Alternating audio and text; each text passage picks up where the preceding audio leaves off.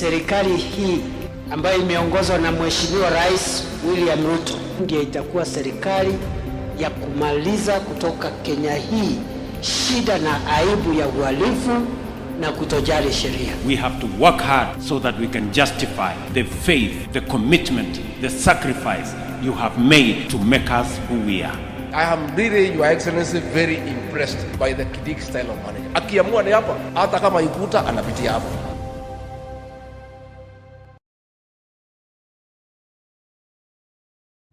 Are instructed to make sure that they only set up a roadblock when there is intelligence of an impending threat that is mobile along that corridor,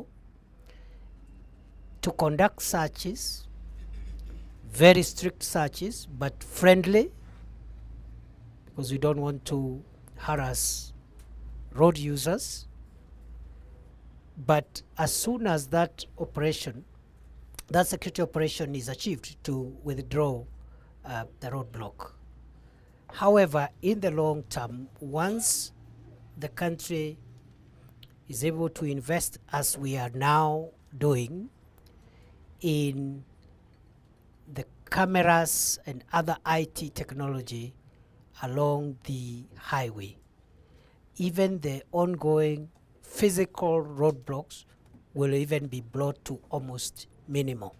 However, the threat of terror remains a major concern, and for the members to appreciate why this is a major concern along the Northern Transit Corridor is that the traditional threat has always come from the eastern part of our borders, either the northeastern frontier counties or the Boni Enclave County of Lamu. However, the complications of the situation in eastern DRC has brought an additional source of terror threats, because some of the armed activities taking place in eastern DRC are now confirmed to be potential breeding grounds for terror cells which are connected to international terror networks. We have already intercepted and thwarted several threats, and at the moment we are seized with an active investigations, which I don't want to say much about, of the incident that happened in Siaya 2-3 months ago, which involved the attack on police officers, where we lost people. And the people we are tracking, evidence is leading us to the connection of a small cell of possible terror-minded criminals around that area, connected to collaborators who might be around eastern DRC and connected to even a bigger international terror network. So again, this is a matter under investigation. It's a matter involving our diplomatic engagement with other countries. I would not want to say more on it, but Chair, in line with the requirement of the law, we are bound to remove all roadblocks. However, because of the threat of terror, we will still maintain limited temporary checkpoints to protect the country from harm. And we have instructed our field commanders and law enforcement officers to be extremely friendly in those searches, in those operations. And when it is established that the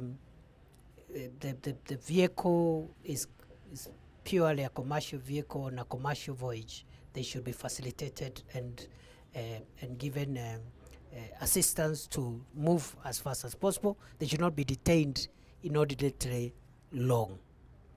So that's where we are. We have achieved quite a bit with the temporary roadblocks, and those who use the other highways in Kenya will appreciate.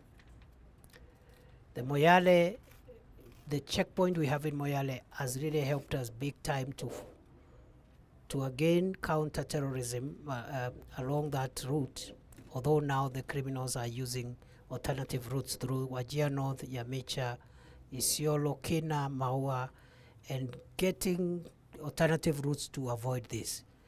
The one in Sabaki in Mombasa, again helping us, and the one in Mwingi, Kanyonyo, the one on that is counter-terrorism roadblock is also helping us. So for the time being, we remain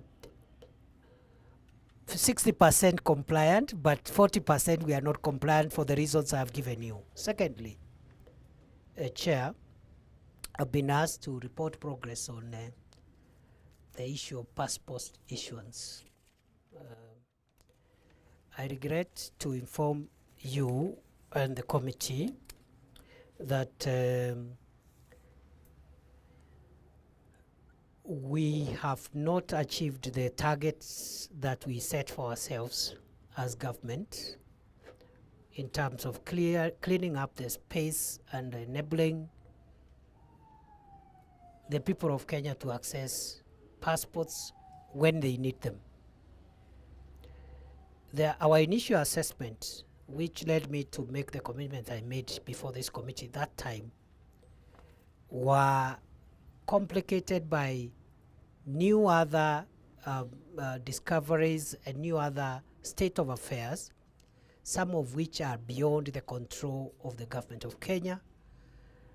But I am happy to announce to you, Chair, and the committee that initially there was a budgetary constraints, a serious budgetary constraint that was helping us, that was making it impossible for us to meet production targets. I'm happy to report that budgetary constraint has been removed. So it's no longer lack of money, and I'm grateful to my colleague in the National Treasury and the other players who have helped us to unlock the funding issue, including allowing the State Department for Immigration and Citizen Services to retain a bit of appropriations in aid to be able to meet the demands.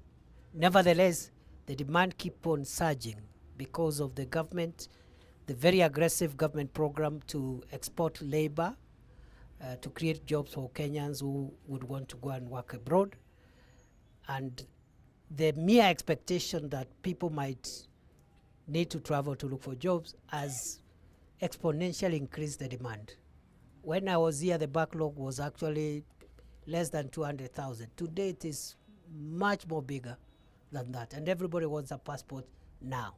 So as we fixed the budget, the demand was also exponentially expanding. Number two, there was the little problem of, it's not little, it's significant, of global supply chain of the raw material that is used in the making of the world-class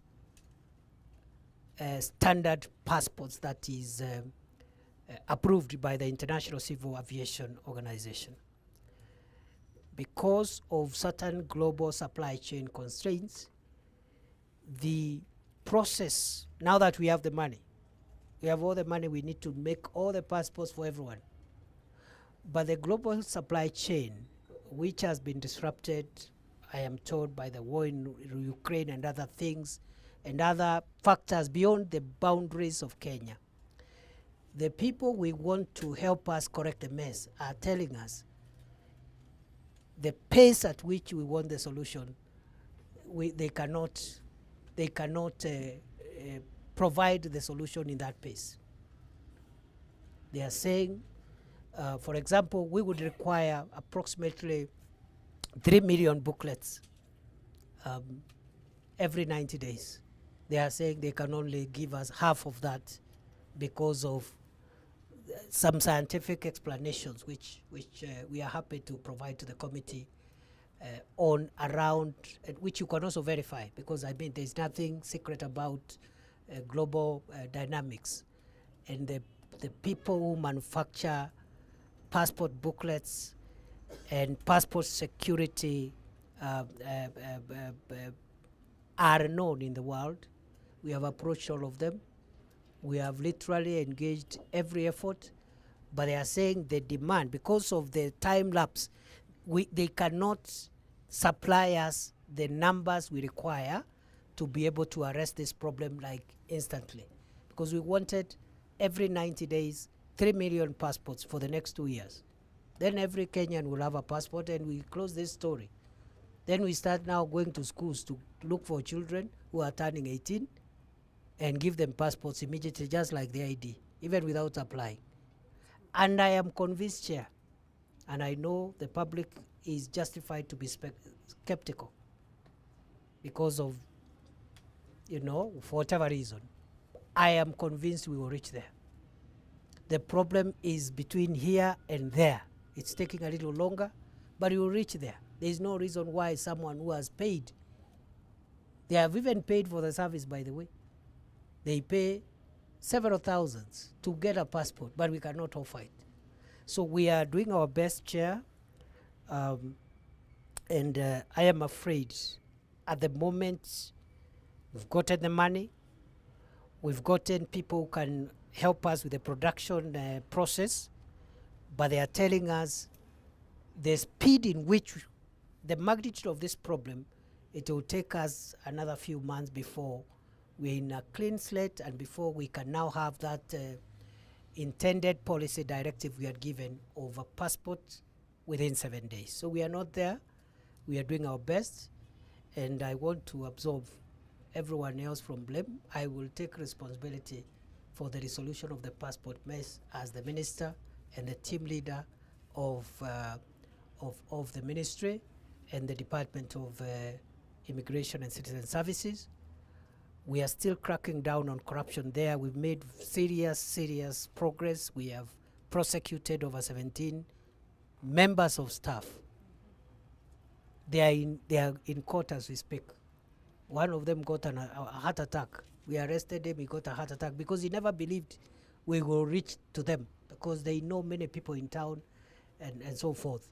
We have not yet there. There is still reports of corruption, taking advantage of the shortages to demand bribes. But again, the war against corruption in the immigration department is ongoing through overt and covert measures. I submit, Chair. Thank you. I think you have taken a good time to speak on the two issues, and we are very much time constrained. But for interest of the people from the media houses, this is the Committee of Regional Integration. The Committee of Regional Integration is established under Standing Order number 212, and as such, we are the custodian of movement of the people from the pillars of East Africa as per our treaty. So we get concerned if our people are not able to move, be it to go to the hospital, education abroad, or even locally. As such, we are also concerned if our trade is slowed down by the NTBs, mainly the roadblock. I'm just clarifying that so that you don't keep on guessing why is the Minister for Interior in the Regional Integration Committee.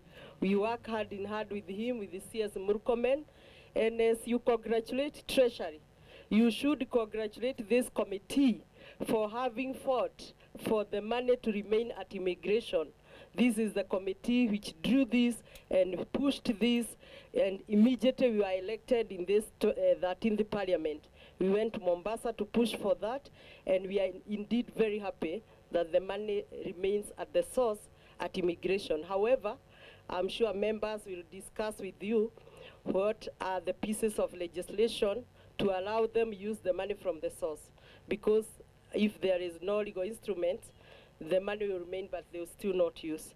With that, I think we have now 20 minutes, exactly 20 minutes, So if you put your question to passport, leave your brother or your sister to put the question for a roadblock so that we all have a fair share, and then we can try to speak, at least each of us. So we will take the first round. I'm sure Waziri, when I see Francis Gashuri there, he can assist in taking questions. So allow us to ask as many as possible. So let's take the first round. Honorable Adipo, Honorable Aseka, Odanga, Yegon. You know Yegon, you're from Bomet, so ukwe makini. Mwalimu, we can take that first round. Quickly, real quick, 1 minute. Thank you, Chair. Waziri, I was a little concerned about your response, the one you have given us in writing. Although your explanation has removed a lot of my concern. And this was in relation to elimination of all roadblocks, as you put it, across the country, especially in the northern corridor. But then you are taking that statement away by saying that occasionally you will erect the roadblocks. You have given beautiful reasons why you will do that, based mainly on security purposes. So that one I do appreciate. But then my concern is the policemen sometimes are very rude. We would want them to really deal with the public with some decorum, politeness and respect. Maybe this is the point you need to include in that statement so that Kenyans can be happy. The other one I just wanted to mention, it is not what is here, but since you deal with security, it is important that I've got the opportunity to draw this to your attention. In my own constituency, Karachuanyo, I was saying that you have given us adequate police stations. They are there. But you have handicapped them. No vehicle. If something has happened, it is very sad to see a policeman on a bicycle or on a border going to arrest a criminal. It is as if you are killing him. If you can attend to that. Thank you. As we proceed, members, restrain asking the constituency manenos here. I can also ask for Kipipiri. This meeting is purely for regional integration. Let us first deal with the two issues on the table. I'm sure Waziri, even as the parliament proceed, you can hang around 10 minutes or such. He's very, very grateful to attend to us personally. Let's proceed. Thank you, Chair. Thank you, Waziri. And purely one question. No, I'll have two, Chair. Allow me to ask two. Thank you for the relationship, Waziri, you have with the members of parliament, as the Chair has alluded, and even your efforts you are doing to fight the illicit brews and those substances. I can confirm to you that lawyer men are back in the bedrooms, and we really support these efforts. I want you to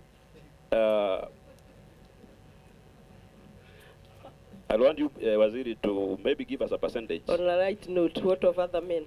I'm talking about lawyers because I'm a lawyer. The rest needs a lot of time to be rehabilitated because the mess was done. But Waziri, what percentage of A&A is being utilized at the immigration office? Because you said part of it.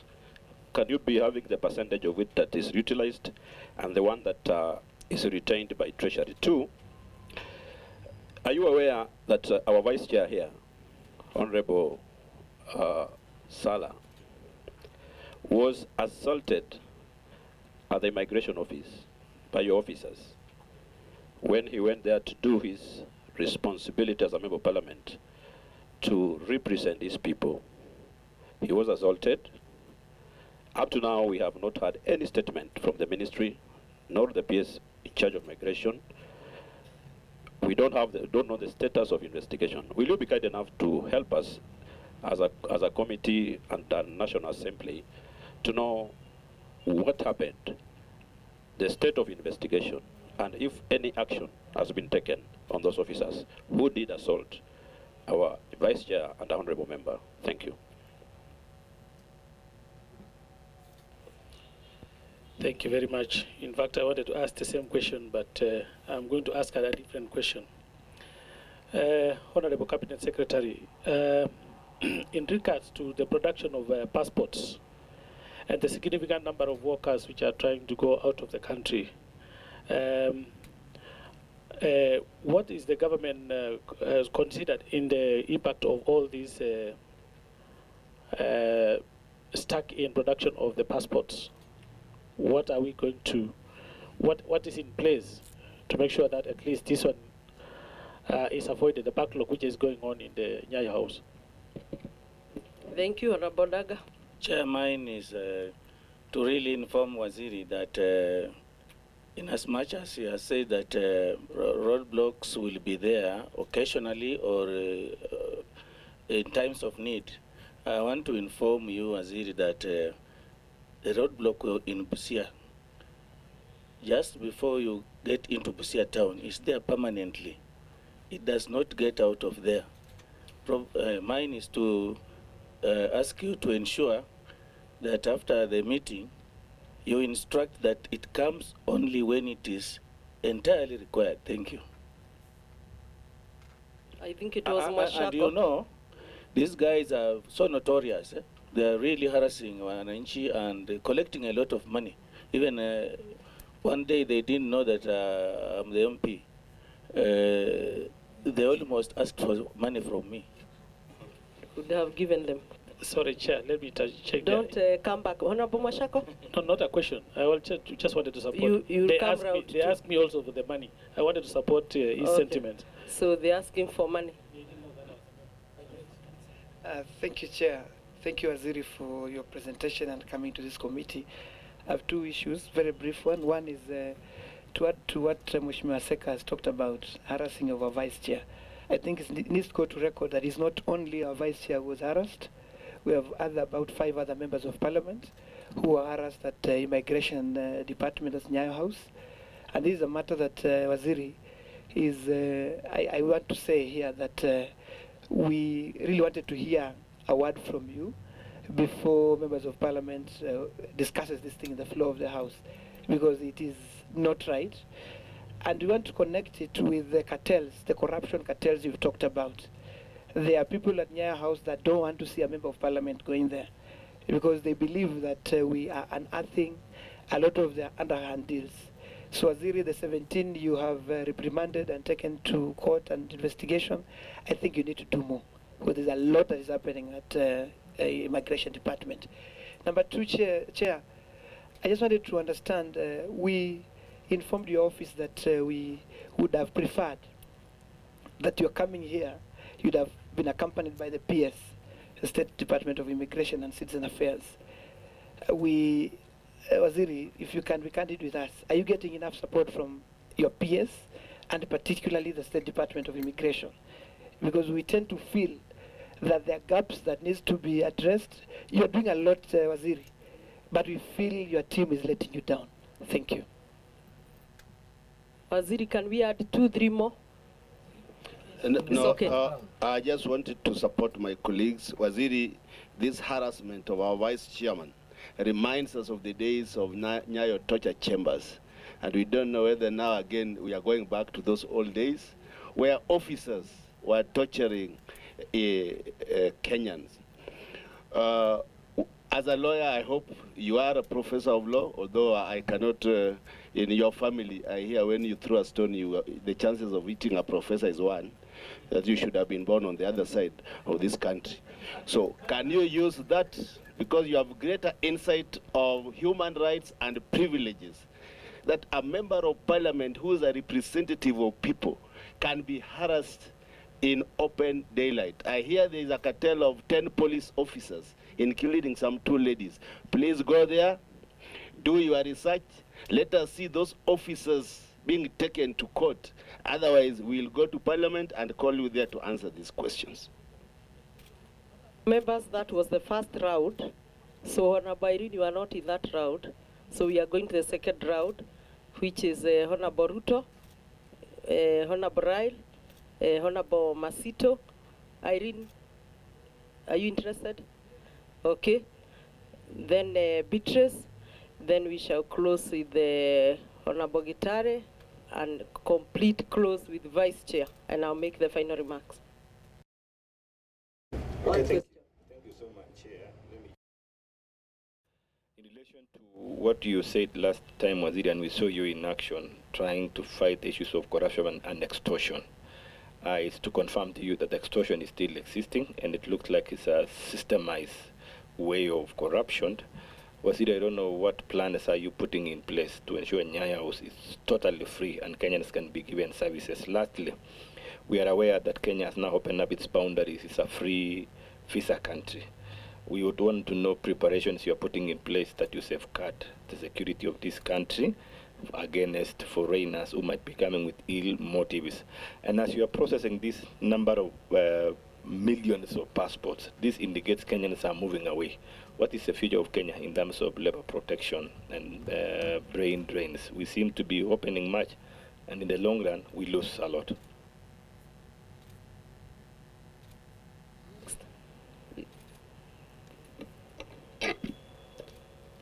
My question to Waziri is about the high cost of the passports. Recently, the cost of acquiring a passport has gone high, but we are not seeing that translating into efficiency in that department. So what is the ministry doing to improve that? Secondly, is about the roadblocks in my county. That we have so many roadblocks that have become scene of crime. One of them is one is in Kamatira, another one in Marich. So we, as much as you say those roadblocks need to be removed, they are still there and disturbing movement of people. And lastly is about my county Waziri. I know you've been there severally, about the renovation of schools, of the schools that were closed for 5 years due to insecurity. Up to now, the schools have not been opened, so kids are still at home. Most of them are getting lost in the bushes. In fact, I may say they are engaging in bad, or I say banditry. So, Waziri, we need those schools to be open, to operate. Asante. Thank you, Anabairi. Okay, Waziri, my question to you. The president has been emphasizing too much on labor export, and you know he's very passionate about this issue of labor export. What measures have you put in place, especially now for agents, so that they can be able to process these applications very fast? I am saying that because I had an opportunity to sit down with a few people who are actually giving Kenyans, who are giving us the opportunity. And it was very embarrassing to be told that Kenyans, you guys, you are not ready to take up these jobs, because when we are given the opportunity, especially now like for nurses, the opportunity was there for Kenya, Uganda, Tanzania. So first come, first served. It is not reserved for Kenya alone. So if any time we don't process these passports for them or these applications, then Kenya is losing. And the president will be here telling Kenyans that we are taking you to Saudi Arabia, we are taking you to this and this place, and yet the opportunities are going with Uganda and Tanzania, who are faster than us. Honorable Gitare. Thank you, Chair. Thank you, Waziri. One, we appreciate the work you are doing, especially on the illicit bureau. You know, Kirinyaga was a center of many things, but we are seeing changes, even the transfer of police. Waziri, I was just wandering around about the passports. Yeah? Now that we know where we are and the problem we have, two things. Number one, can we have a way of communicating to the general public rather than them queuing day to day, tomorrow and the other day? And maybe we do a prioritize on if it is a medical case and maybe people who are going for employment. We first of all deal with them. The ones who are going on holiday can wait for some time.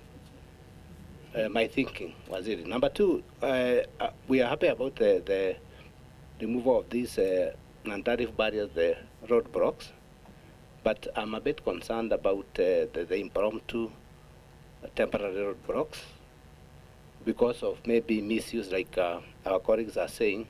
At times they ask for money when they are passing through those. What are we doing in it so that we can have more than 17, the 17 you got from the immigration, even in the roadblocks, we get some culprits and put them You to have made your point, Honorable Gitari. Honorable Beatrice, half a minute. Me, Chair. Chair, what about me? As Beatrice is preparing, Chair, can you give me that opportunity? Thank you, Madam Chair. Mine is just to ask Waziri. You've talked that the budget is, you are now comfortable with the budget. The other time you said that you lack budget, but now you are comfortable with the budget. Now the problem is the supplier. What will make this committee believe that you really have a problem with the supplies of the passports, or you are just defending yourself, Waziri? We want you to be very clear. Thank you. Thank you. Beatrice, half a second, half a minute. Thank you, Chair. Our Waziri, first is to thank you for the way you are working hard on the issues of illicit brews. As I joined my colleagues, they have said they are no longer sleeping under the beds. Our women are also happy to some extent. But let's do more.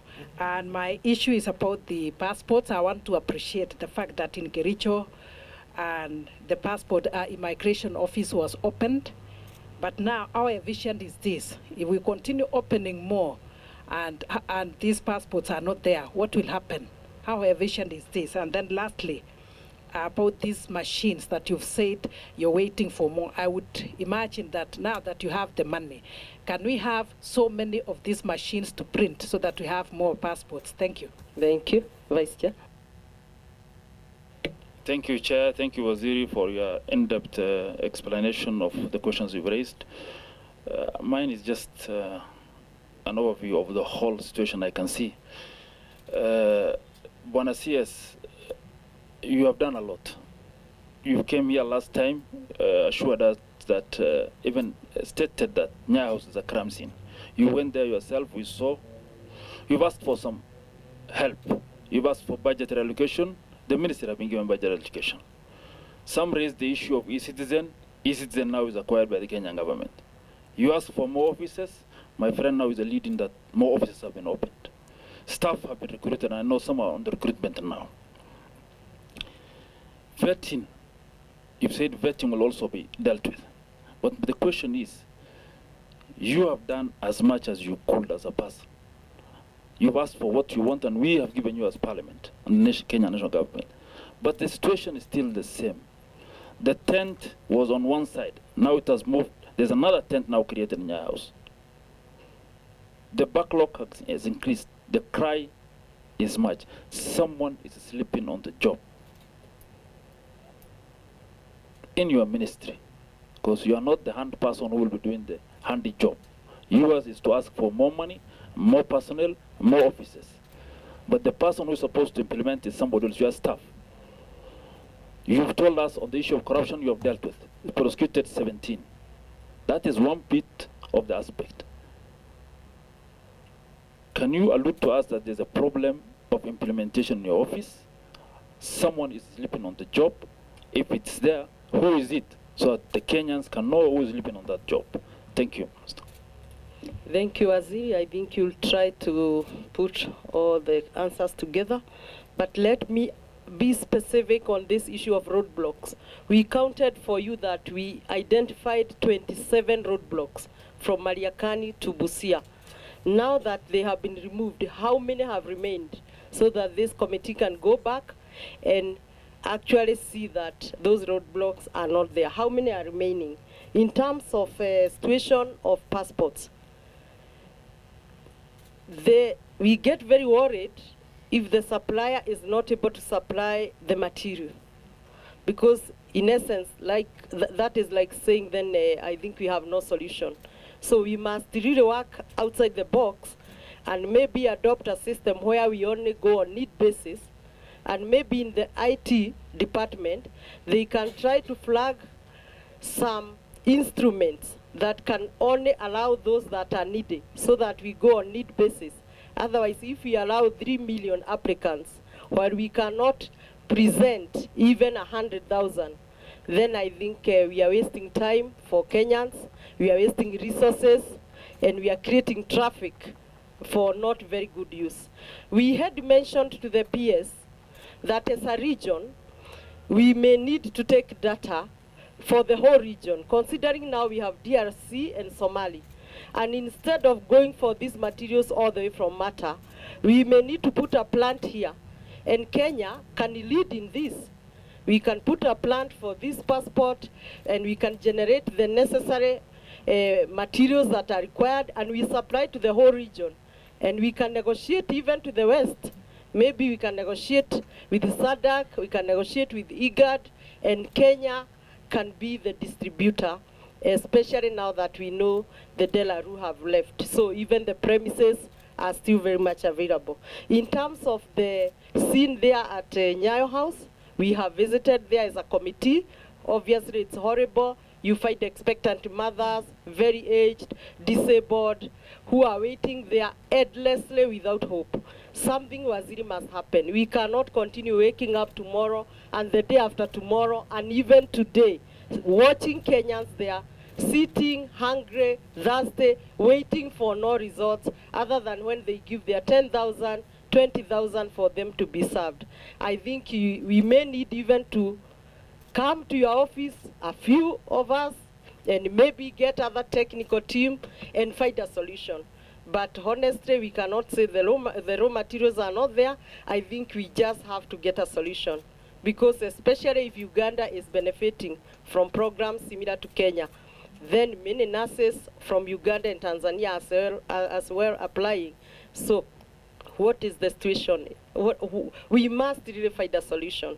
And we believe in you, and we believe if we support you, I think we can be able to be somewhere. Thank you. On matters of harassment of members, not only in our committee, even other members have complained, it doesn't augur very well. We are representatives of the people. So when we go there to seek for those passports for for those that we represent, it's only fair for those security to give the respect that it deserves to these members. Thank you.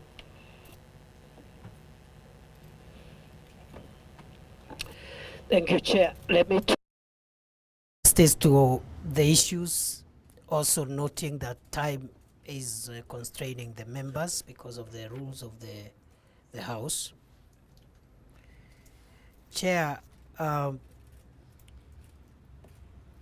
I accept, I think we need culture change in our law enforcement space. Because for many years, as a country, we have taken that for you or for us to enforce the law, you have to be rude to the public. And it is not true. Some of the most secure countries in the world, the law enforcement officers apply two things. One is the rule on firmness, fairness, and non-discriminative enforcement approach. Because ridding the country from serious threats, terror, organized crime, drug issues, require very firm, consistent measure applied to all people. Because the moment you start treating the rich differently from the poor, in the process, that's where the cracks that hurt us get through or come from. In some countries, there is no VIP treatment on security checks. Every person using an international airport in some countries I don't want to name, they use one gate. Everyone. And it is not because it's not because that country doesn't realize there are some people who are high in society, but in the national interest. But secondly, in the best practices that we want to borrow from, that firmness, fairness, and non-discriminative approach must be tempered with courtesy. And it is possible. We've done an experiment. It's only that we don't have time. We have 3 multi-agency counter-terrorism roadblocks in this country, and those ones we will not remove them. In fact, we want to add to 13. One in Achas Post on the Moyale Isiolo Highway. One in Kanyonyo on the Garissa Mwingi Thika Nairobi Highway. And one in Sabaki because of the road from Garsen down to Malindi, Mombasa. The teams there are special teams and multi-agency. Almost 0 instances of corruption and the other stupid things that we are getting that are spoiling the good image of government law enforcement officials. They have helped the country thwart very serious threats, but they are also fairly polite. They will stop everyone, whoever you are. As Minister for Security, they will stop me at Kanyonyo because the road is blocked. So I can't pass until they know it is the minister. But they are also very courteous to members of parliament, governors. Oh, how are you, sir? We just want to make sure you're fine, and and you pass eventually. You've been stopped, but you've been treated well. The problem we have is to be stopped, and then you are treated rudely, and then you ask for a bribe. That's where the problem is. So we are working on it. We'll increase the counter-terrorism roadblocks to about 13. And save the country from this. And in terms of that, let me answer the other question, which was how many remain out of the 27? About 7.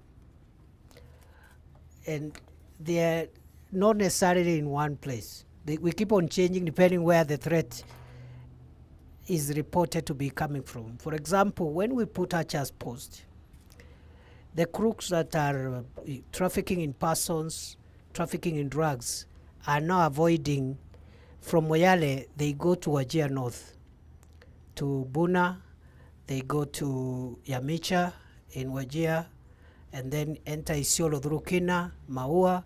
Then they also, once they avoid that, they also do a few other maneuvers here. They end up avoiding even coming to Nairobi. They use a place here near Tala.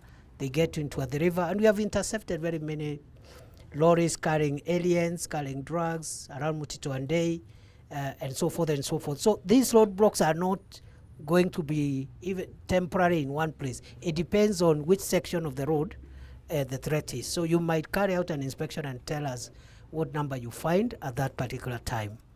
The other issue, Chair, the A&A, which has been allowed to be retained by the Department of Immigration and Citizen Services is 3 billion annually. We want to escalate it to 5 billion. And we are going to make a commitment to the government through the National Treasury that other than creating efficiency, if the Immigration Department is facilitated with 5 billion shillings, first of all, right now, that department is collecting about 20 billion to the exchequer annually. They're asking to retain 5. We were given 3, which already is helping us. But if we get 5 billion, the revenue will jump from 20 billion to 100 billion a year. That's how serious it is. And the government is supportive, the National Treasury is supportive. I forgot, Chair, to thank the committee, but I thought I could do it at the end. That this committee has been extremely supportive, and part of the success in getting this money is the sweat and effort of your committee chair. I'm very grateful as the minister for making my work much easier. The vice chair has asked me to tell the committee why they should believe me, and I don't have an answer to that question. There is no reason, Honorable Vice Chair, why you should believe in me. But as a public officer, I am under duty to tell you what I am doing and what I expect. And so I implore on you and the committee to trust me. But in the unlikely event that you are unable to trust me, that is also okay, because I have no reason why you should trust me. But I'll do whatever I take, not because of the committee, because of the country, and because of the oath I have taken as a public officer to give my best effort and make sure that we manage the security of the country. So it is true, we didn't have money the other time. You yourselves are witnesses. Now we have money. So I cannot come here in the committee and pretend that we don't have money. But still the problem is there. That's also a reality. And when we engaged the suppliers, worldwide by the way, and I have assigned the National Intelligence Service of Kenya to support us, because as minister I'm unable to travel as the internal security minister. So the NIS have been supporting us, because again the possibility of tender wars and other nonsense clouding the whole national exercise is very real. And we've made a lot of progress. What the suppliers are saying, and that I'm now answering one of the last issues, but I'll answer all of them. The suppliers are not saying we will not get out of the problem. They are saying not, as we want the solution today. They are saying no, because there's a backlog, the demand is rising, we have supply chain, we can only supply these pieces per because there's a process. There's what we call an originating file, which now is available to the new suppliers. Then they manufacture something which is like a template, and then there's a whole process, and there are limitations. They are saying to be able to bring the situation in normalcy, and I'm talking about something that we discussed last week. They are saying we are going to still experience challenges for at least another 90 days or even more, even 100 days, until now the 7 days express service is restored, because the problem had accumulated, the backlog and the other complications that came by. And I hold the country a duty of truth. One of the members, I think, said we need to communicate to the country, and I agree that the picture that we are presenting at Nyayo House is actually disrespectful to the people of Kenya to come there and spend the day there, the whole day, a crowded place, no meals, some young children there, lactating mothers. It is not right. We must, even as we tackle this problem, which I'm saying, I cannot promise it will end tonight, but it's in sight, because the fundamentals have been are in place. It's only now the clearing of backlog and the other things I've said about supply chain. We will find a way of stopping that crowding from next week somehow. Yeah, we better tell the people of Kenya the truth. Yeah, it's nothing secret. If you cannot get your passport today, we tell you we don't have it. The rest of it is okay. If Kenyans want to express their dissatisfaction, it's also their right to do so, rather than the picture we're having there. I agree, the corruption issues are still rampant there, and I have told all my colleagues there, we will have to clean up the place. We have begun somewhere, but we are not yet there. We've begun, but we are not yet there. We have a real problem. It's the police, it's the immigration officers, it's other agents who do the mix, the linking of the service provider, and we just ask for a little patience. We'll have to move even officers we suspect, even before getting evidence that they are corrupt, we have to move them just as a good practice. We have moved the procurement. I've directed the PS to liaise with National Treasury, the procurement people there, and the security agencies also are going to be moved, all of them, including police officers and everybody else. We just have to clean up this place. Maybe you can give us another 10 days to complete that exercise, then you can go and verify for yourself. Honorable Chair, I apologize on behalf of the Ministry of Interior for the indignified treatment of the Honorable Yakub and other members of Parliament and members of the public who have been mistreated, mishandled, and harassed at Nyayo House. I would be in a position to submit a written update on the investigations on the matters involving Honorable Yakub. It's only that I had not been asked to do so. So maybe in another 1 day or two I can submit in writing where we are. And we do not condone that. It is barbaric to assault a member of parliament for whatever reason whatsoever. And it's also wrong to assault a member of the public for whatever reason whatsoever. I apologize and take responsibility for that misdeed. And we pray that we continue getting your support until we clean that place. I believe in another year or so, Nyayo House will be a place of efficiency, one way or the other. We will create efficiency there. And it's not easy. There are all these dynamics, but we are determined and will deliver. The other thing, Honorable Chair, is Busia. We cannot remove the Busia. Yes. Busia roadblock, we can't remove it for security reasons, but we should discourage corruption, bribe taking, and rudeness. But that's one of the key roadblocks because of the complications emanating from Eastern DRC because of the war there.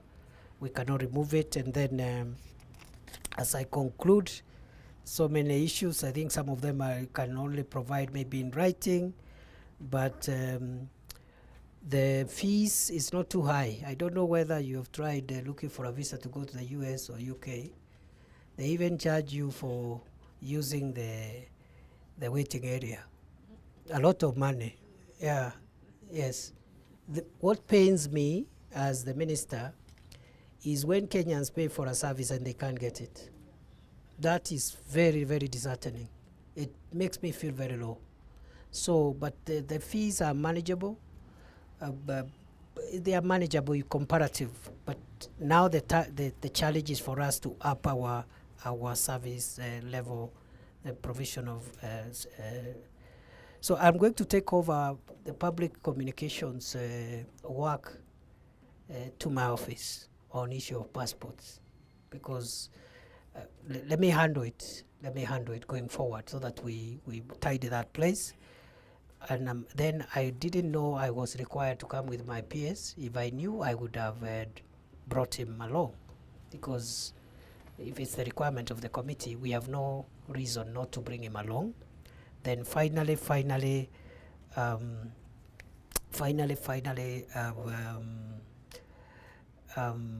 now that we have the money, the supply chain people are telling us we will have improved service immediately, but the problem will get out of the way in another 90 days or 100 days. I've asked if I can be called after that to give an account of what we'll have done. I thank you. I submit.